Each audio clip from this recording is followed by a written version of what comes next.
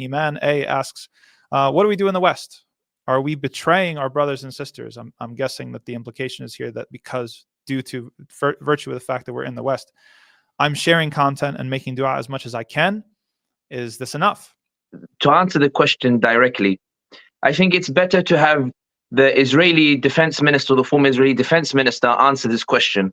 In 2021, when the Israelis were bombarding Gaza, when they went in, when they were saying that this was a terrorist threat, when they were mobilizing their $1 million PR industry to try to really paint the Palestinians as animals and to assert that their bombing of Gaza, their destruction, the slaughter and the like was justified, Benny Gantz hit a problem. And what he did was he summoned the directors of Facebook, TikTok, and Instagram to an emergency meeting. The meeting was held very quickly, within 24 hours. And he ordered, or he commanded, or he asked them, and he pleaded with them to take down #Palestine, to take down Palestinian content.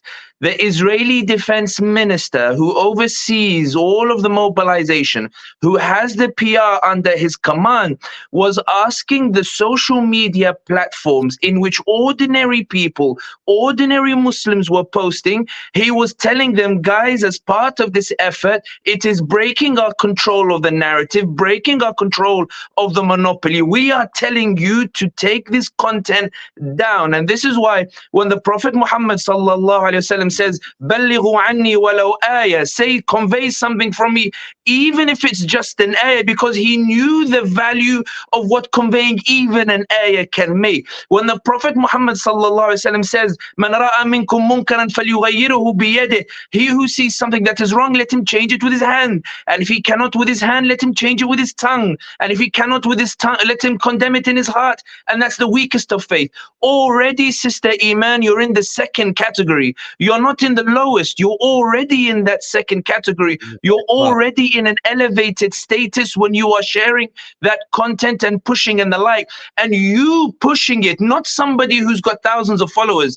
You as the individual, you with your Twitter account or X account, you with your Facebook or Instagram or the like, you're the reason Benny Gantz summons TikTok, Facebook, and Instagram to tell them to take down content.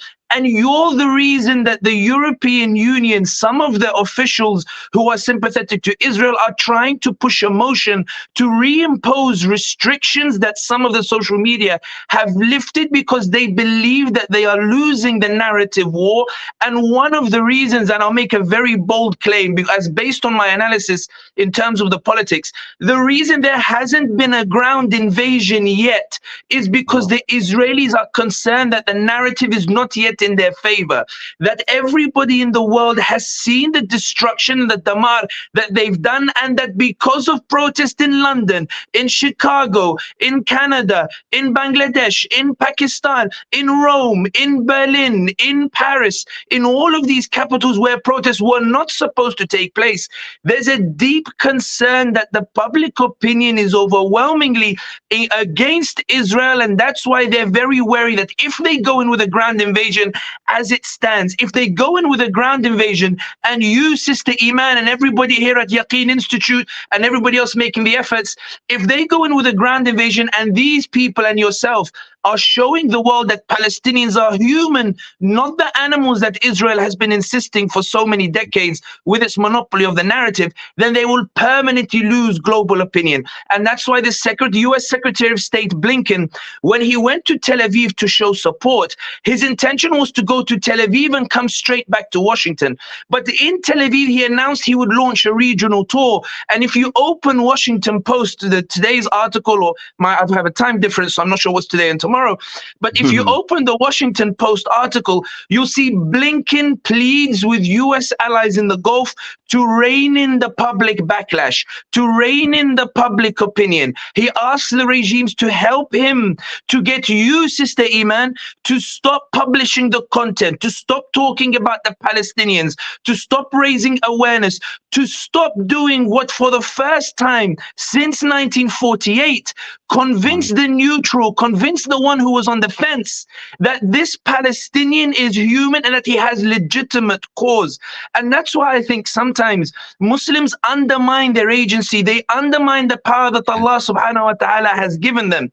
Allah, even amongst the prophets, وَرَفَعْنَا بَعْضَهُمْ دَرَجَاتٍ, that we elevated them in terms of status. Some prophets convinced their populations and Allah gave them success.